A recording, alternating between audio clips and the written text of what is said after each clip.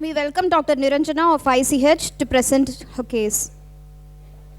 Hello. Good afternoon, one and all gathered here. I am Dr. Niranjana from Institute of Child Health. I am here to present the diagnosis and management of congenital heart disease. This is a 2-year-old, 9 months male child who born to a third-degree consanguineous marriage, who is a known case of some congenital heart disease, now admitted for surgical intervention. The child also has a failure to gain adequate weight since birth and frequent recurrent history of respiratory tract infections. History of presenting illness. Child was asymptomatic until 45 days of life, after which developed cough and cold associated with breathlessness. There was also a history of forehead sweating and suppressed suck cycle. For the above complaints, the child was taken to a private hospital and was diagnosed to have some cardiac issues and was referred to higher center for further evaluation. There the child was diagnosed to have heart disease and started on medications since 2 months of life. Thereafter the child is on regular follow-up once in 3 months in our cardiology OP. There is a history of recurrent episodes of respiratory tract infections in the form of fever, cough and cold, at least thrice a year, requiring most of them requiring IV antibiotics and hospitalization. There was also history of increased precordial activity noted by the mother since 1 year of age. Now the child complains of breathlessness on exertion. According to New York Heart Association, comes under grade 2 non-progressive breathlessness, initially present with no diurnal variation, no history of pedal edema or decreased urine output, no history of orthopnea or paroxysmal nocturnal dyspnea.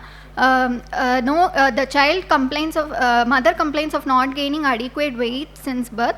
There is no history of bluish discoloration of lips, palms and soles, no history of any squatting episodes, and no history of altered level of consciousness or any seizure episode, focal deficits, no history of hoarseness of voice or hemoptysis.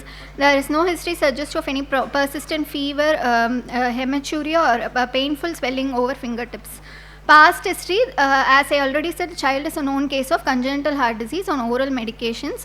There is his frequent hospitalization for lower respiratory tract infection. Antenatal, uneventful, there is no history suggestive of any fever with rash, arthralgia or post-auricular swelling, no history of any drug intake or gestational diabetes mellitus or pregnancy-induced hypertension. Natal history, it's a term baby, normal vaginal delivery, 2.3 kg, cried immediately after birth, and postnatal history uneventful. No evidence of cyanosis or breathlessness, NICU admission in the newborn period, developmentally normal child. Diet history, child takes 900 kilocalories as expected against 1200 with a deficit of 300 and a protein intake of 12 grams with deficit of 4 grams.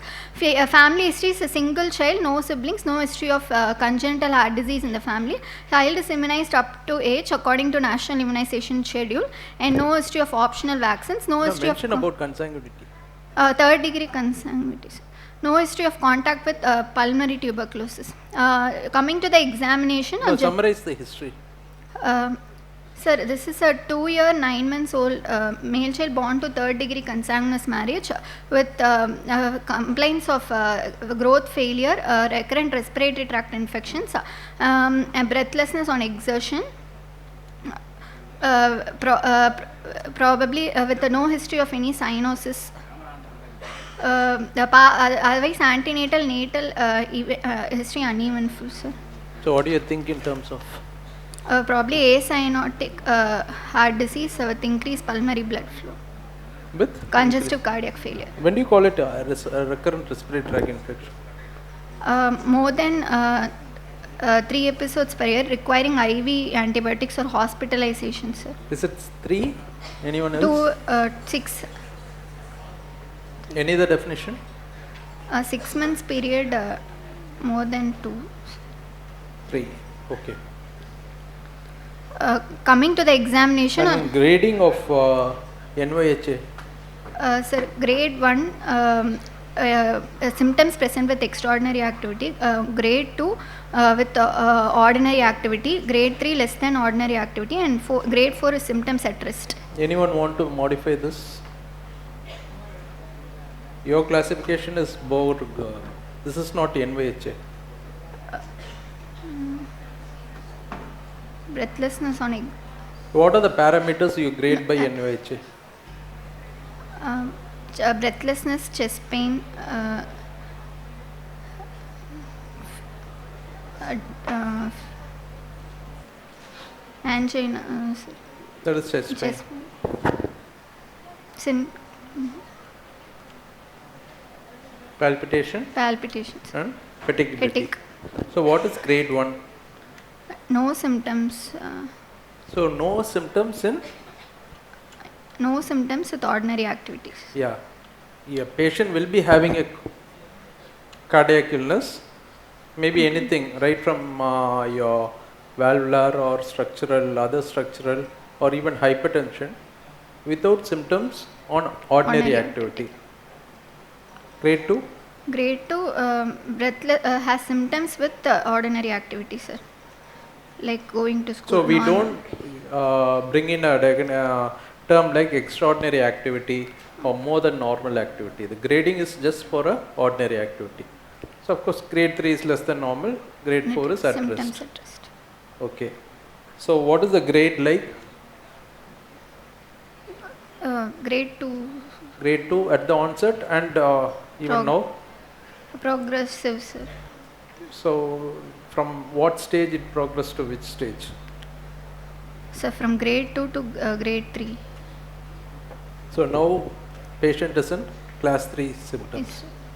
Okay. Examination, on general examination. No, summarize the history and tell me your interpretation. Final interpretation. Acyanotic heart disease. Acquired Congenital heart disease with increased pulmonary blood flow, with symptoms of congestive cardiac failure, with no evidence of any infective endocarditis, with no features of any pulmonary hypertension. Okay. Okay, carry on. On examination, the child is tachypneic at rest. So your grading of NYHA is not class 3 now. Class 4, tachypneic at rest. So Based on history. So you correlate everything, and just before presentation, initially you said just grade 2, then you changed to grade 3. Now the general examination is at Grade rest 4. symptomatic. So you correlate everything, general examination, your findings, everything. Huh?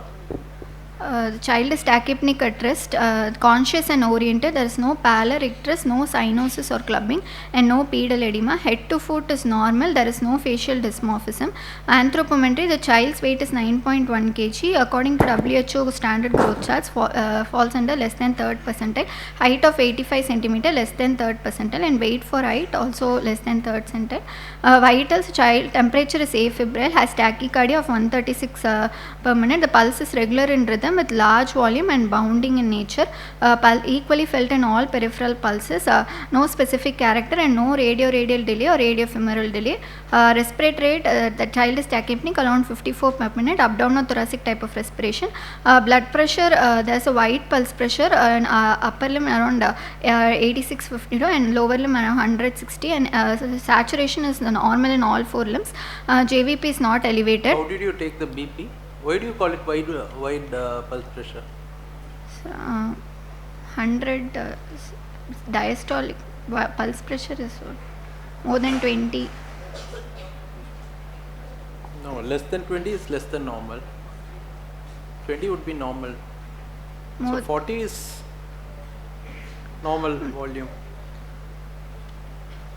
More than 20 is No. When do you feel a pulse?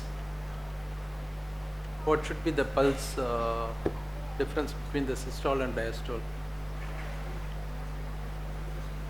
Anything less than 10 won't be palpable. So here it's just gradient is 34 in the right upper limb and 30, it's hardly 34 to 40. 34.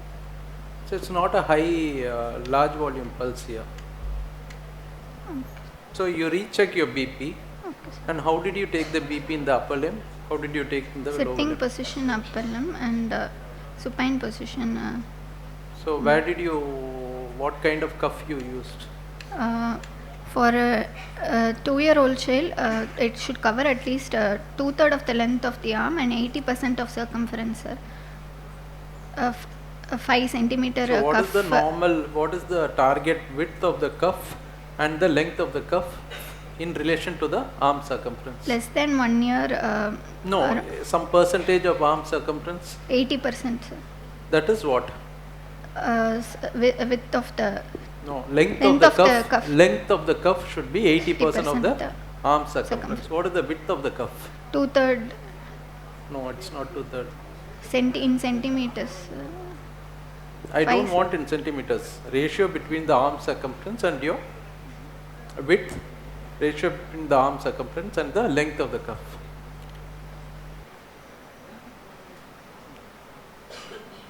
Two. So length should be 80% of the circumference. And the width should be 40% of the arm circumference. So probably you recheck with your cuff dimensions. Okay, sir.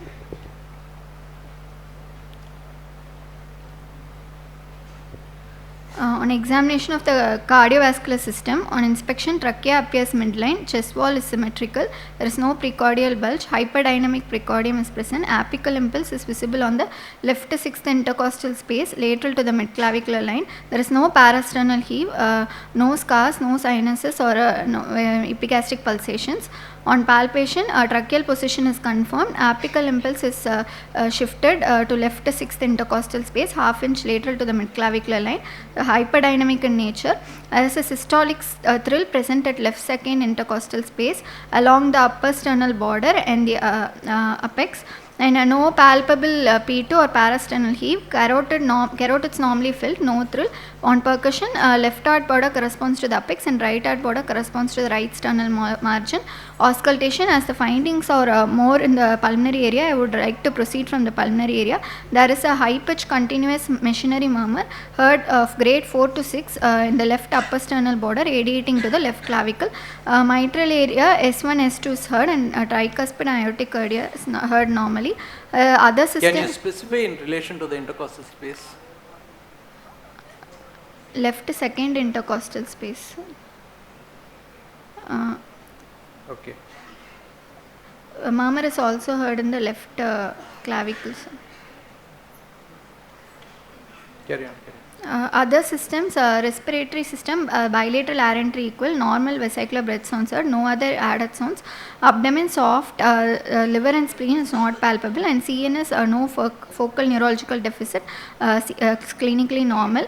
So more than the palpability of liver and spleen, you go for the situs. You are discussing about a congenital heart disease.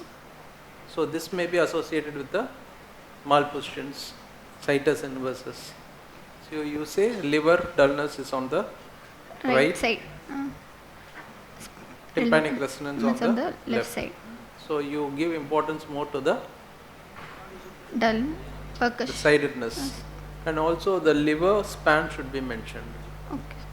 It's not palpable, but still you have a liver span. Okay. What is the liver span? Normal for this. So what is the normal for this age group? 7.5. Okay, you always measure the liver just to differentiate between a push down liver and a real hepatomegaly. This should be, the child is symptomatic, you say class 3 in CCF, unless you give massive diuretics but still child is symptomatic, you should have a liver. Hepatomegaly. Carry on. On summary, is a 2-year 9-month-old male child born to 3rd-degree consanguineous marriage with a history of recurrent respiratory tract infection, congestive cardiac failure. From which age? Since 45 days of life, sir. So does it pinpoint to some diagnosis? Group of illness? Left to right, mostly when the pulmonary vascular resistance falls, the patient becomes symptomatic. PDA, VST. So all the large left to right shunts are symptomatic at 6 to 8 weeks of life. When do you have a fall in pulmonary vascular resistance? Around 6 weeks. That's in a normal child. Normal term child. Is there a difference between a term child having a fall in pulmonary vascular resistance and a child with left to right shunt and a preterm child? Preterm child usually later life, sir. Okay. What about term? Term closes its falls between 6 to 8. 6 to 8. When you have a shunt lesion, the fall is even slower.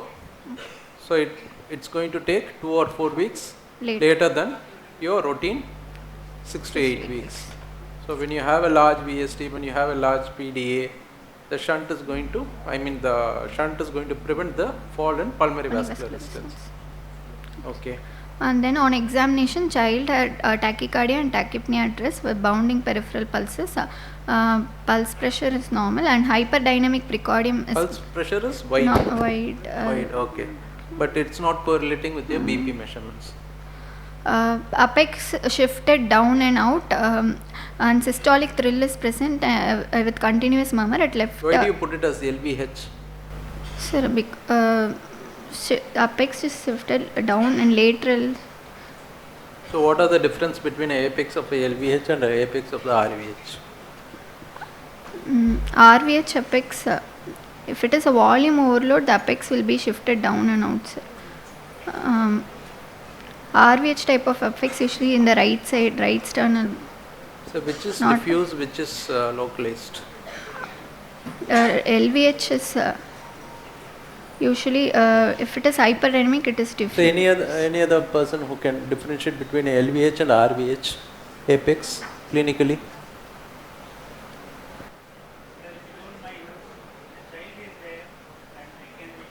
Yeah. Some findings are the precordial bulge is there. So that is that hyperdynamic. He is focusing so well. Yeah. You will be able to focus the camera on it.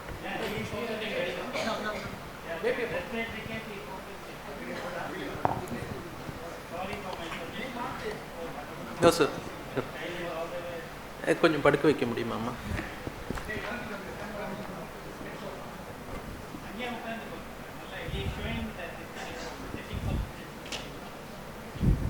படுக்க வச்சுக்க முடியுமா இல்லை உட்காந்துட்டு மடியில் வச்சுக்கிறீங்களா?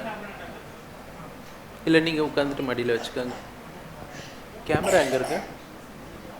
இப்படி இந்த பக்கம் தலையை வச்சுக்கோங்க.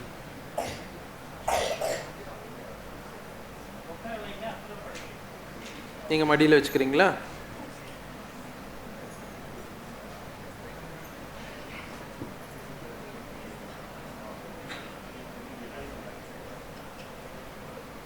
அப்படியே கொஞ்சம் பேசி படுக்க வச்சுக்கோங்க. யா டெல் மீ.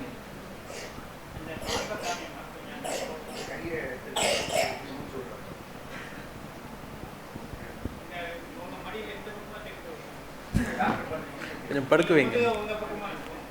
அடம் பண்ணுறானா?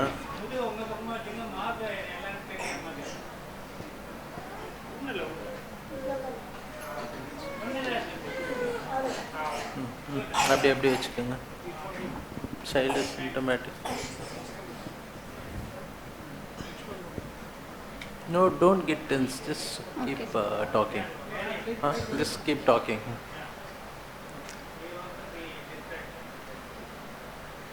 That fellow is also looking. Child looks Yeah, tell me. Child looks comfortable at rest. So what all you was told by you during presentation which not there or which is there? Precordial bulge. How do you see the precordial bulge? From the foot end of the patient you part, don't see we it have in to the sitting posture. You make him lie down and look then from the foot end or the head end. Okay. There is a precordial bulge anyway. Then he's not in this. Does he have some subcostal intercostal restriction? Yes, sir. Is he tachypnic? Tachypnea is there. Intercostal retractions is seen, sir. The child is tachypnic. Yeah. Okay.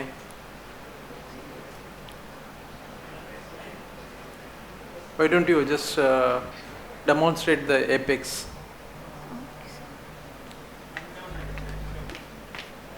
When you are asked to tell me the apex, just What are the steps you take? Don't get tensed up, it's going to be a learning for everyone. Huh?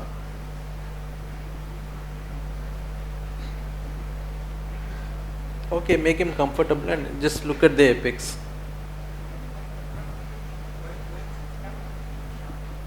Which hand you use?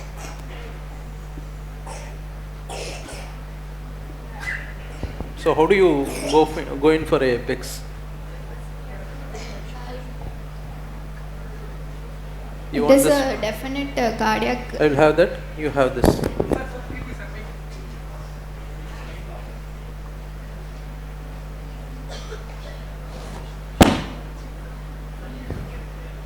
It's 19 more minutes.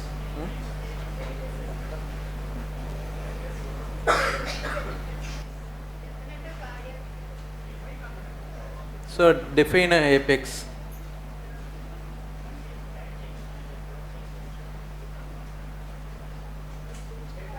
So don't go by the definition, you just demonstrate the apex now. Step 1.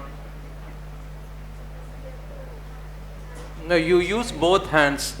You just see if it's a dextrocardia, you are going to miss a dextrocardia when you are not going to pick up the apex on the right. Right, sir. So first go by both hands. Okay, sir. So not the right hand, not the left hand. Both hands should be used.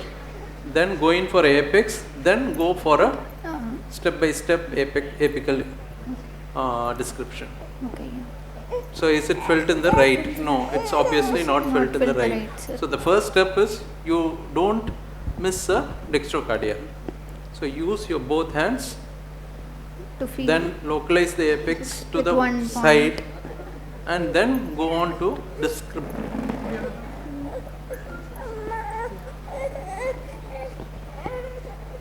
So what is the apical impulse? What is the definition?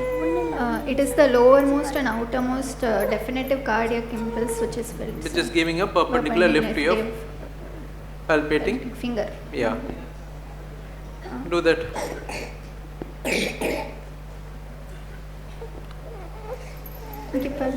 Okay, child is not. Will carry on, sir. Sir, will carry on. Child is not cooperating also.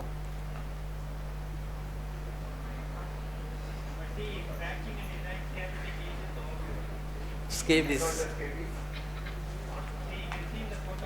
உடம்ப அரிச்சிக்கிறானாம்மா பிச்சுக்கிறானா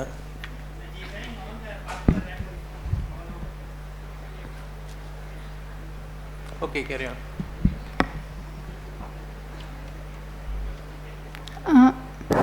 So how do you differentiate a LV from a RV?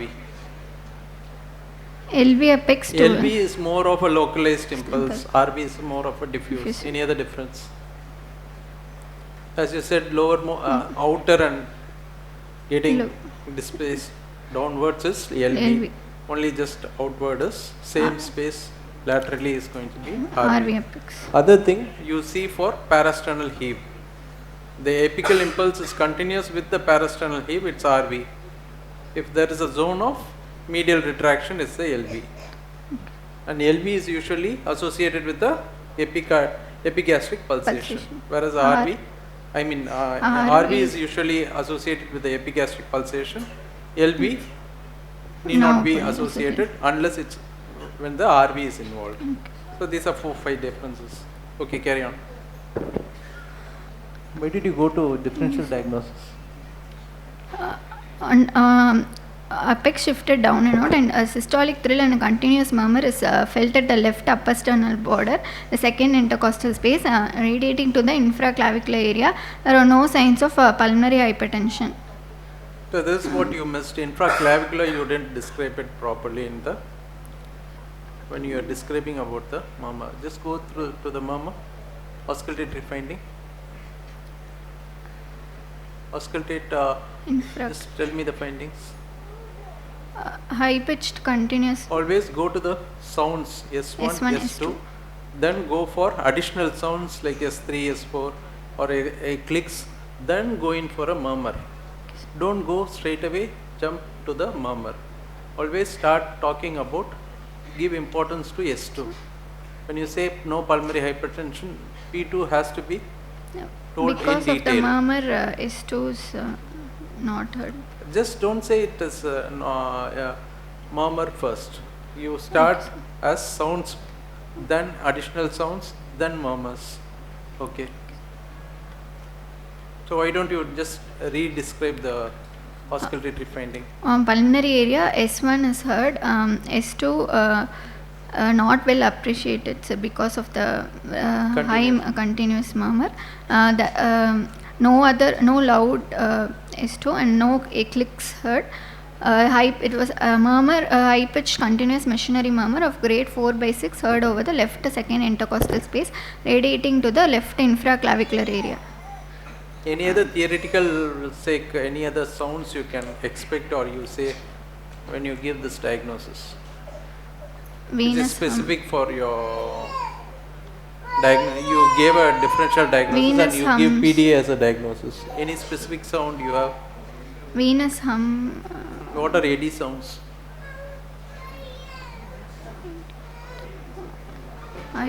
Just go read about it. Okay.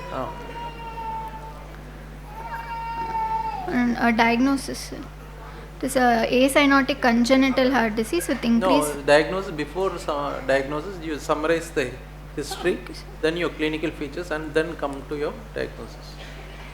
Summary, 2-year-old 9 months male child with history of recurrent respiratory tract infections, congestive cardiac failure, failure to thrive with no cyanosis, and on examination as tachycardia and tachypnea at rest, bounding peripheral pulses, wide pulse pressure, and hyperdynamic precordium with shifted apical impulse, hyperdynamic in nature, and a systolic thrill, continuous murmur at left upper sternal border in the second intercostal space, radiating to the infraclavicular area, and with no signs of pulmonary hypertension or infective endocarditis. Okay. Diagnosis, it is a acyanotic congenital heart disease with increased pulmonary blood flow, probably moderate to large PDA because of features of growth failure. When do you say small PDA, when do you say moderate, when do you say large? Usually small PDA or asymptomatic, sir. Moderate PDA, there will be features of congestive cardiac failure and growth failure and cardiomegaly. A large PDA with the same features but S3 apex. S3 can occur with any moderate or large? Flow murmur, mid diastolic murmur at the mitral. Flow murmur MDM is always seen in moderate PDA also. Enlarged pulmonary artery. It indicates a large left to right. Features of pulmonary hypertension. Features of pulmonary hypertension. Mild can occur with moderate PDA, but a moderate to severe PH favors a large PDA. Okay. With the congestive cardiac failure in sinus rhythm with no evidence of pulmonary artery hypertension or infective endocarditis with the growth failures. So this pulmonary hypertension component you need to verify. Okay. Okay. You have a severely undernourished child who has been symptomatic from 45th day of life. So probably it's a large left to right shunt. You will have pulmonary hypertension. Differential diagnosis, sir. A venous hum is a common differential diagnosis, usually seen in children and high output states like anemia, thyrotoxicosis, usually heard in the right supraclavicular, infraclavicular area and sitting position. Before going to that, you made a diagnosis of PDA. What is specific for PDA in this clinical continuous features? murmur. Continuous murmur, you are giving a DD. What is specific in that continuous murmur for a PDA? Heard in the left upper sternal border and the infraclavicular area, sir. Yeah, sight is one. Right. Any other thing? S2 is not that much appreciable. So what does it mean? The continuous murmur is a form of crescendo decrescendo murmur. It can be like a crescendo, so the peak may be in the mid systolic and slowly it may be a decrescendo which is going on to the diastole. What is specific for a PDA? Because of the pressure, aortic pressure is high, there is no peaks at S2. S2. So other all these DDs don't peak at S2. It may peak in the some other part of the systole or some other part of the diastole. So it peaks in this at S2. That is specific for PDA. And theoretically, eddy sounds are very specific for PDA. Then go on. In arteriovenous fistula, like coronary and pulmonary systemic, aortopulmonary window is same like But PDA. Just tell me 1 or 2 points in each. Venous Venous common in children with anemia, thyrotoxicosis. No, specific for venous Sitting position, it is changes with better posture. Okay. Usually anemic child may Anemic be child. associated, more common with anemic children. Okay. Then Then coronary pulmonary fistula will be cyanosis. Systemic usually heard in the site of head, liver. so coronary, the site is important. It's more in the Right. pulmonary area, Yeah, lower lower left sternal sternal border, border. or in the apical.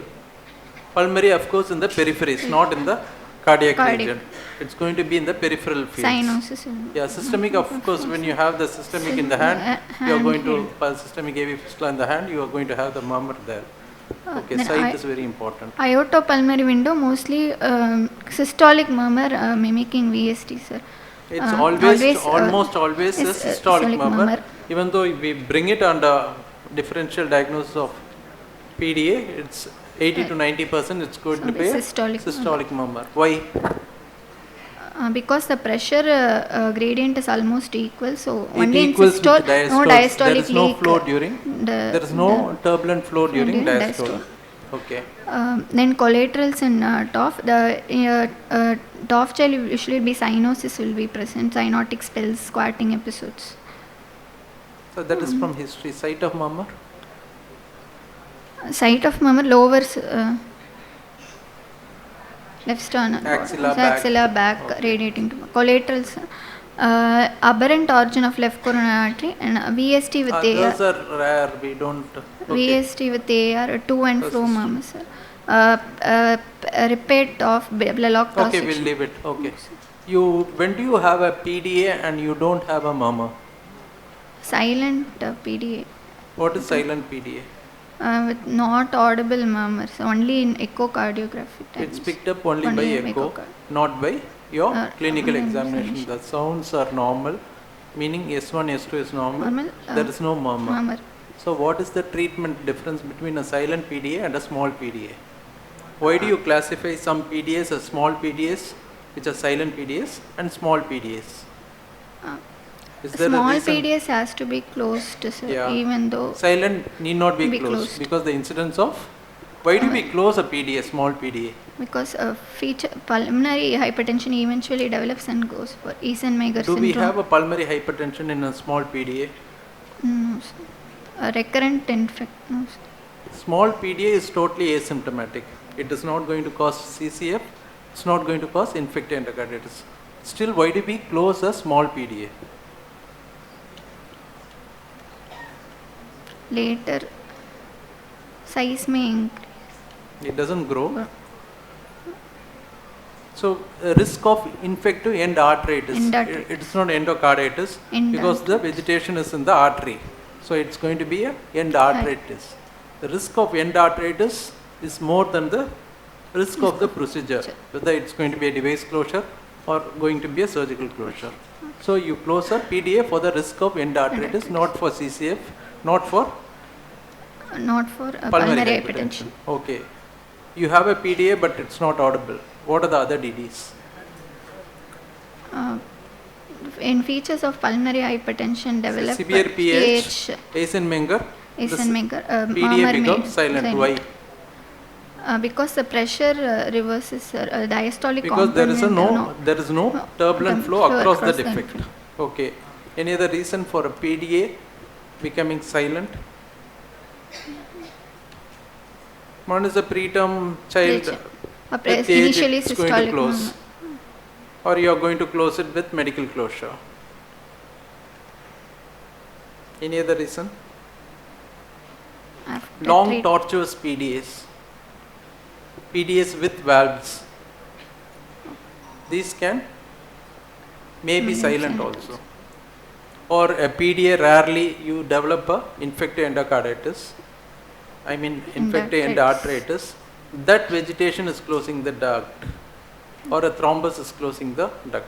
These are very rare causes for PDA not being audible. manifesting. Okay. Then general discussions.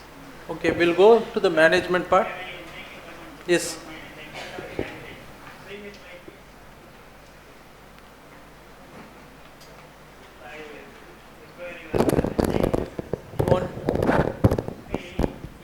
Examiner asks what are the differential diagnosis, being a continuous murmur, then what you have given as differential diagnosis is all right. But after presenting all the case history, everything, recurrent respiratory infection, you should limit differential diagnosis only where is the question of repair TOF. So you understand.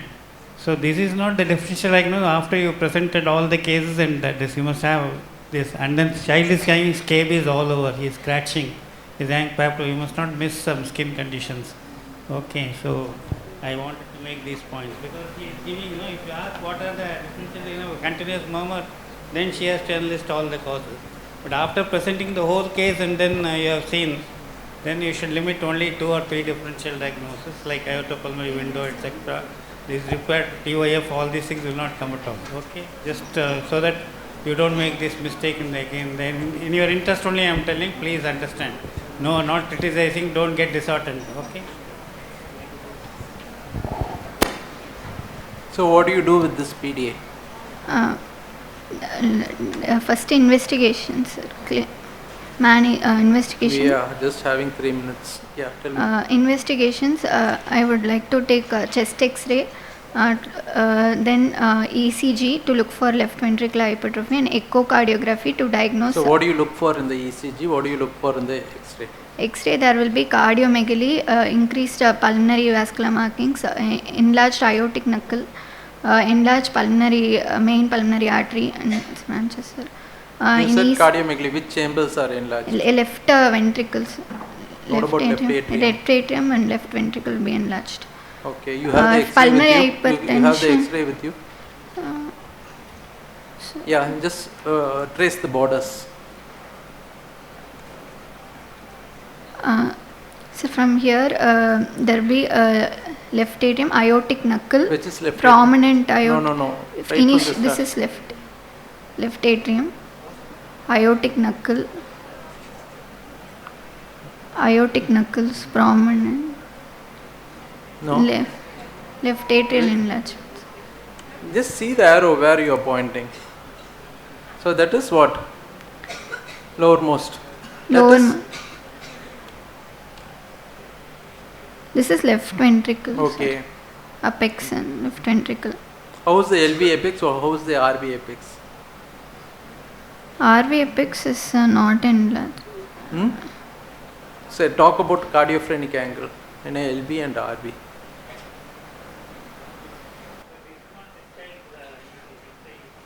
It looks like a RV apex, no? It's not dipping into the diaphragm. It's more of angle is acute.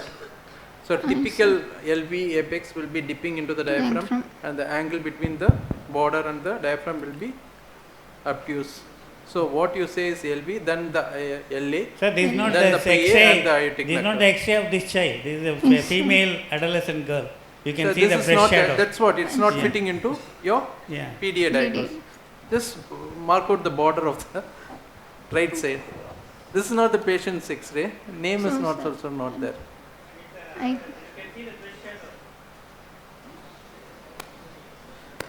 Okay. So theoretically, right border. Just tell me the right border. Right. So this is SVC. SVC. SVC. The lower one is pulmonary artery. No. Main pulmonary artery doesn't come there. The lower half is the right atrium. The upper half is the SVC. Okay. So RV. Where is RV seen here? It's not seen in the borders. Okay. Tell me the ECG. ECG usually in the left side chest. It's also not the patient's ECG. You try to get the patient. So yeah. Okay. You always get the patient. This is also doesn't show a LV diastolic overload. No, this is not. So what do you look for a ECG of a PDA? Left side, thal. What is the axis in a PDA? There will be left ventricle, I put non. What is the axis in a PDA? So it has to be normal Normal or axis. right axis deviation. When you have a left axis deviation, any DD, Right when palmar. you think in terms of rubella. So other features of ECG evidence of PDA. Axis, LVH. you get to your etiology, rubella. Then what Tall R waves in left side chest leads. So you have a RAE and a it is changes LV, in volume MV1 overload V2 pattern. Okay. So we are not supposed to continue after this. It's time over. Okay, just tell me the treatment of PDA. In general, about treatment. Sorry, if it is a preterm PDA, medical closure has to be done with indomethacin, 3 doses, 0.2 milligram per kg per dose, or ibuprofen can be done. Ibuprofen in how many days? 3 doses, 10 milligram, followed by 5 and 5, 24 hours apart. 10 mg. Is this thing, indomethacin? Ibuprofen, sir. Indomethacin regimen? 0.2 milligram per kg per dose, followed by 0.1 milligram per kg per dose, 12 hours apart, totally 3 doses. Okay, ibuprofen? Ibuprofen 10 milligram per kg per dose, followed by 5 milligram per kg, 24 hours apart, 24 hours apart, 3 doses. Any other drug? Paracetamol. Paracetamol has been given. It's found to be effective. Then if it in larger infants, usually term PDA will preterm PDA closes by 3 months. No, we'll leave about medical therapy, interventional or surgical therapy. When do you close a PDA? If it is symptomatic, sir, with congestive cardiac failure, failure to thrive, increased recurrent respiratory tract infections. So small PDAs, when do you close? It's no CCF, no pulmonary hypertension, no recurrent. 1 year. 1 to 2 years. Moderate? Moderate after correction of CCF. 6 months to 1 year. Large? 4 to 6 months of age. So how do you close a PDA? Using small coils or multiple when do you use a coils. coil? When do you use a device? If it is less than 3 millimeter, we can use. So very small PDAs, less than 3 millimeters, you go in for a coil. Larger PDA, device closure. Device closure. Okay, you have some videos on device closure. So nowadays almost all PDAs are closed by devices or coils. So this is the PDA demonstration in the lateral view. You see this. You have a pointer.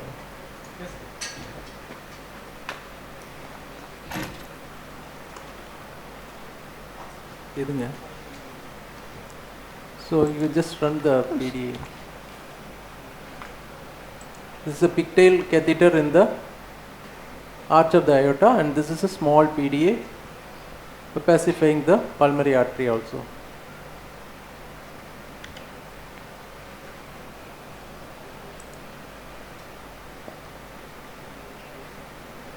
This we are taking the catheter from the femoral vein to via the IVC. We are entering the RA, RV, and from the pulmonary artery we are entering the PDA, and this is the descending aorta.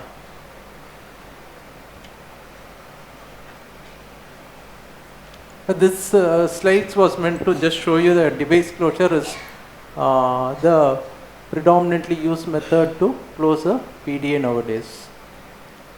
Almost no case goes to a surgeon now. So we are sending in a sheet through the wire and placing it at the level of descending aorta. Can you just go on to the, because time we are not, shortage is there. So this is the device, it's loaded onto the sheet. We are trying to release the device into the arch of aorta, that is just at the aortic end of the PDA, pulling it into the PDA and then releasing the device from the wire. So this is the PDA This is the aortic end. This is into the PDA. This next. So this is the PDA in situ. So any other specific questions needs to be answered?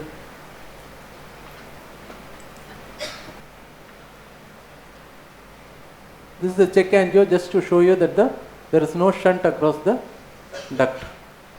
This is the check angio where the dye is injected into the ascending aorta, I mean the arch of aorta, and this shows the device in position. There is no shunt across the device.